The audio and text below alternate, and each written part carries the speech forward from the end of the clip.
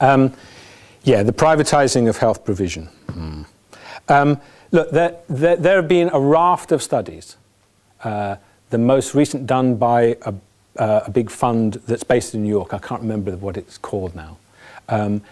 Every one of the studies, for as long as anyone can remember, that have looked at the different health systems, the NHS, the American private system, and any other health system you'd like to look at, the NHS nearly always comes out top. Top in terms of almost everything. Certainly, when you look at health outcomes and how much it costs you to get the outcome, the NHS comes out way ahead of the American system.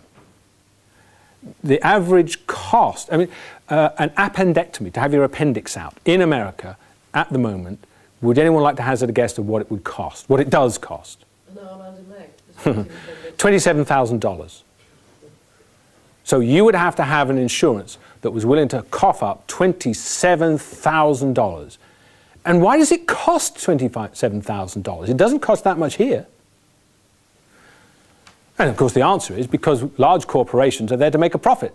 First and foremost, the law, the corporate law, has one stipulation for a CEO, and only one, and it says you must maximize the profits of your shareholders. It does not say, and do a jolly good job for someone who comes to your hospital and who is ill, or provide them with the best drugs at the best price. It doesn't say any of that. It doesn't say you should have a care for your workforce. It doesn't say you should have a care for your customers. It doesn't say you should have a care for the environment. It doesn't say any of that in any part of corporate law anywhere in the world that I know of, certainly not here. It says your only duty, your legally binding duty is to maximize the profits of your shareholders, which is what they will do. And if the companies that run healthcare in America charge what they do in America, can anyone just conjure up for me the logic which says, but when they come here, they'll be lovely and caring and keep the costs down and it'll be so much better than the NHS? Why would that be? I don't see how that would possibly be the case. And the thing that I worry, and the thing I would urge you to listen out for, is the phrase which the Tories and the coalition, and I don't know about Labour, certainly the Tories will use, is they say, no, no, no, we're going to keep the NHS free at point of use. Free at point of use, free at point of use. This is their mantra. Whenever you hear a group of politicians honing in on a phrase, that should be a red light. You should say, what is going on there? Yeah, sure, they will keep it free at point of use for a while, but behind the scenes, the costs, they will allow them to grow and grow and grow, as they have in America. Those corporations charge that much in America. There's no reason why they won't start charging it here. So they'll keep it free at point of use, right? That's what will be in the manifesto. That's what they'll do. Behind the scenes, as they privatize it, the costs will go up.